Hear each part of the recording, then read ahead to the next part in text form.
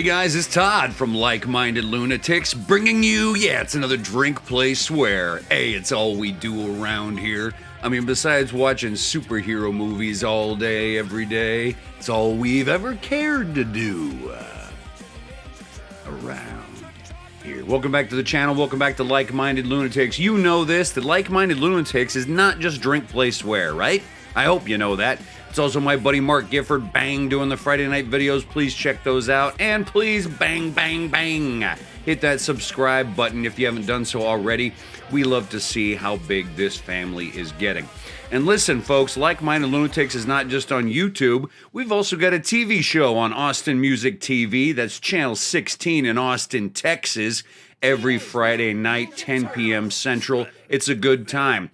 And let's say you don't live in the Austin area and you're not willing to find a way to watch it streaming from their website elsewhere. We also are now on Patreon. That's right. And Patreon, if you are a patron of ours, will give you the opportunity to see the complete collection of the Like Minded Lunatics television show. Right now, more than 25 episodes, half-hour program, all original material, fun shit, I'll say.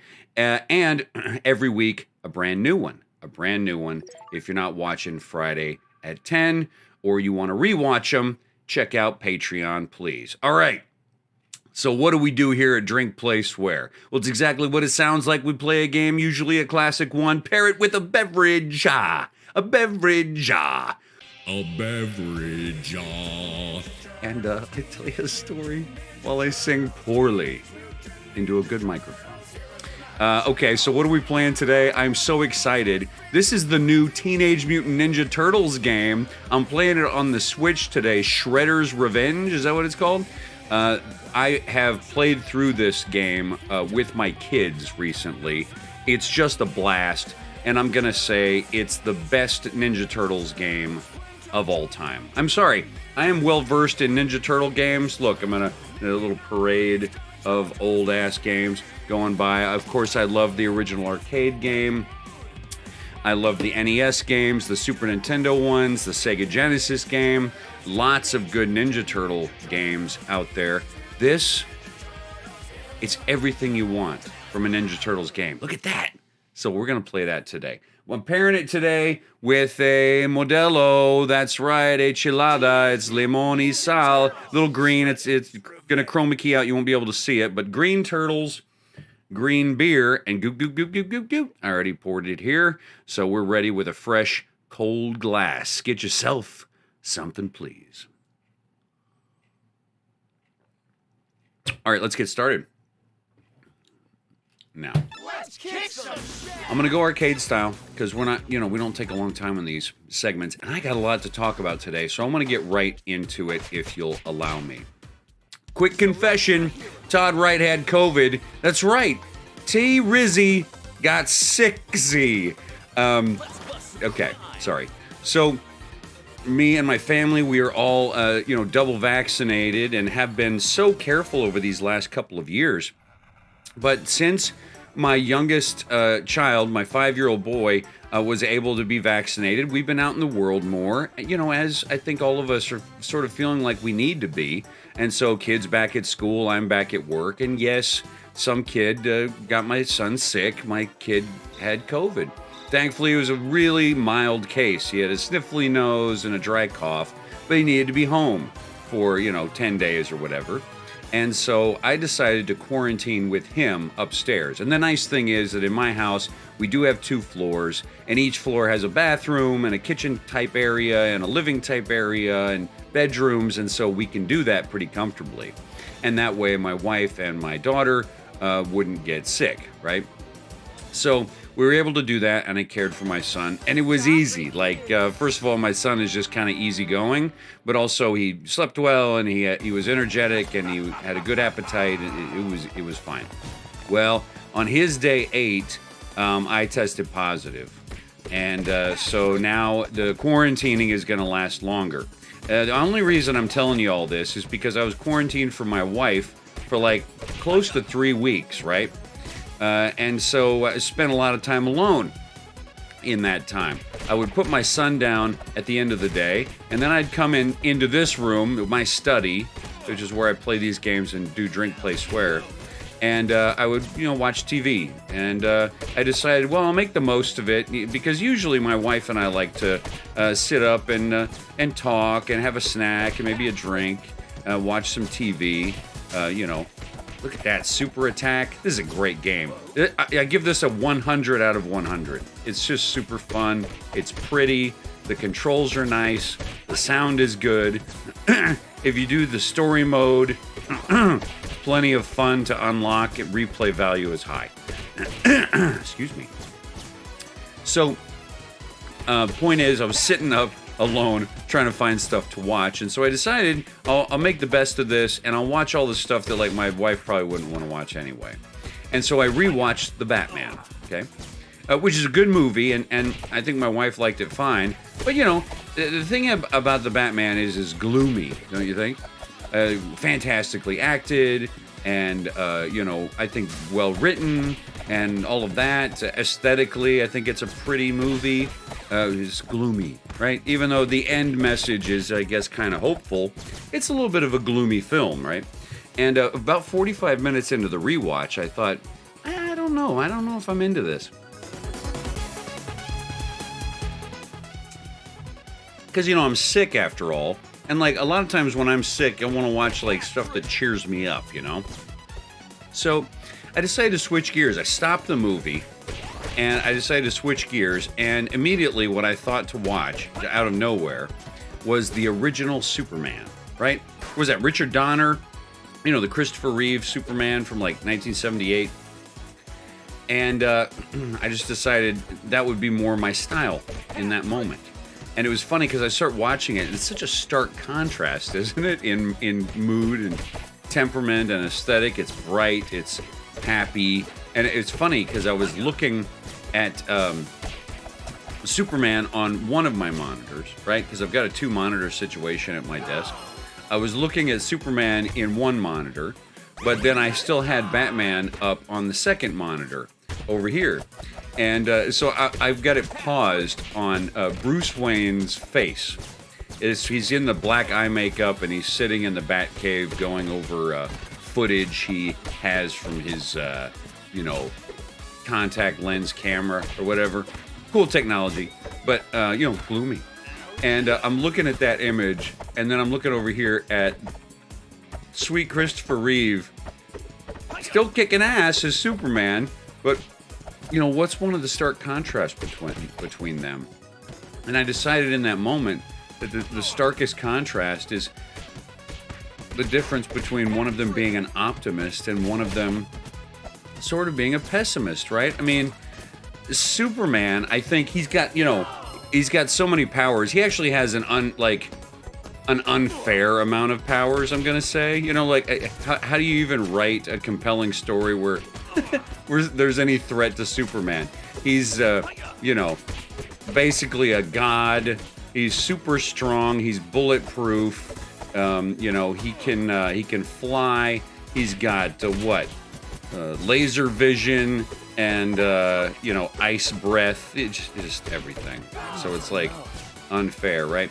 But you know what I think pisses off Lex Luthor? Gene Hackman in that movie.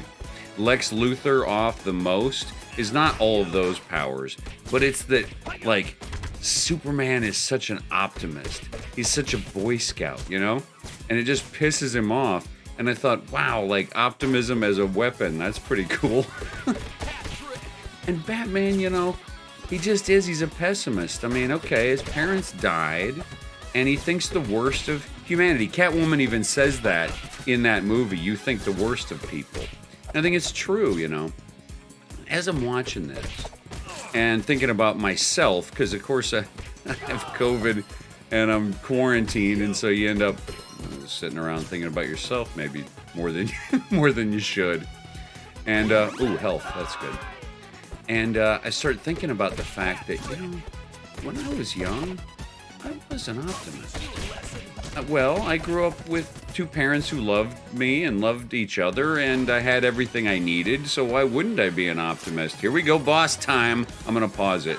It's Bebop, baby. the bad news bore. All right, let me have a sip of my beverage and get into finish this story up with you real quick, and then we'll kick this guy's ass, okay? So, I start thinking about the difference, and I start thinking about that when I was a kid, I was a bit of an optimist. I always thought the best of things. But along the line, and this happens to many of us over the years, maybe we have hardships, trials, tribulations, bad things happen to us, experiences we're not thrilled about, let's say, and we sometimes become pessimists over time. And yes, I did become, as I'm saying here, more like Batman. I became a pessimist. I thought the worst of things.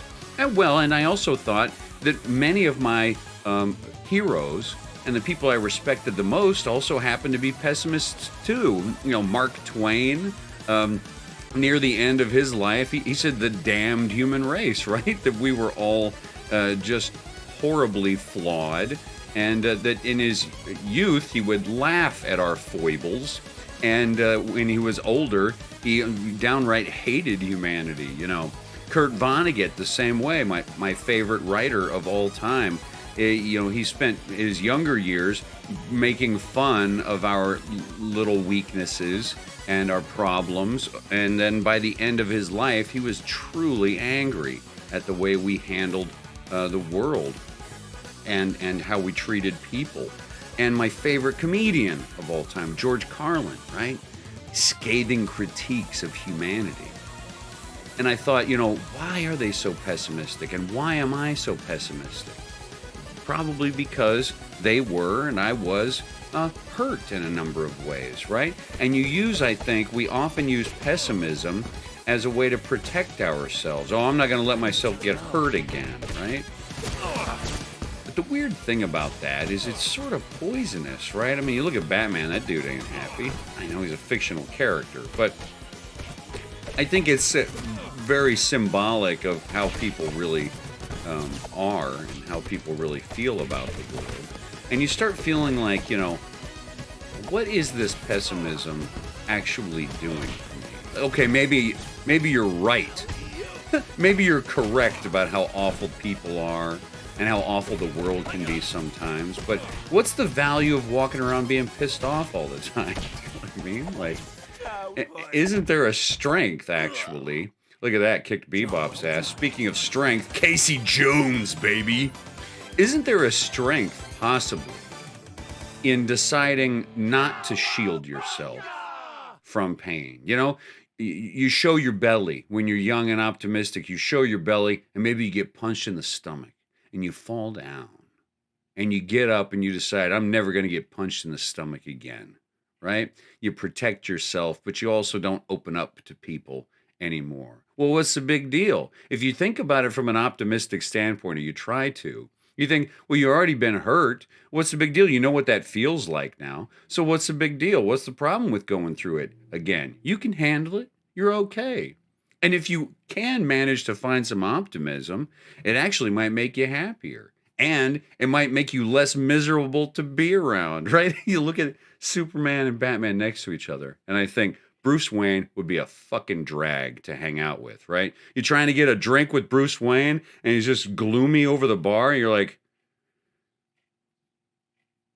you all right, dude? Like, and then he's going to tell you a 45-minute sad story, and you're like, bummer, dude. You want to go to the jukebox? So, all right, I'll wrap it up. Thanks for being with me here. It's just a question of, yes, it makes sense to be pessimistic, but is it good for you, and is it good for the people around you? And at the end of COVID, all of a sudden, when I heard that John Williams score, I stood up and I was like, I want to live, damn it, you know, and I want to try to be optimistic. I'm not going to be able to be optimistic every day of my life. And some days I'm going to wake up pessimistic and angry and be like, fuck the world. But maybe like I could try to just do that like 1 in 10 days. Like maybe maybe just consider it. Just try for optimism. All right, let's wrap it up. I hope you guys are doing well. Let's finish up these beverages. And in between now and the next time I talk to you, I'll stumble through my words as Todd.